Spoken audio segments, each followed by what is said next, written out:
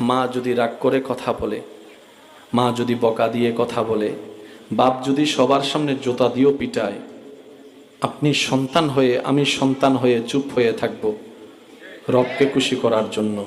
রবকে খুশি করার জন্য সুবহানাল্লাহ। একজন ক্ষুধার্ত আসলে ঘরে যা আছে খাবার দিয়ে মেহমানদারি করব, না থাকলে কথা দিয়ে মেহমানদারি করব রবকে খুশি করার জন্য।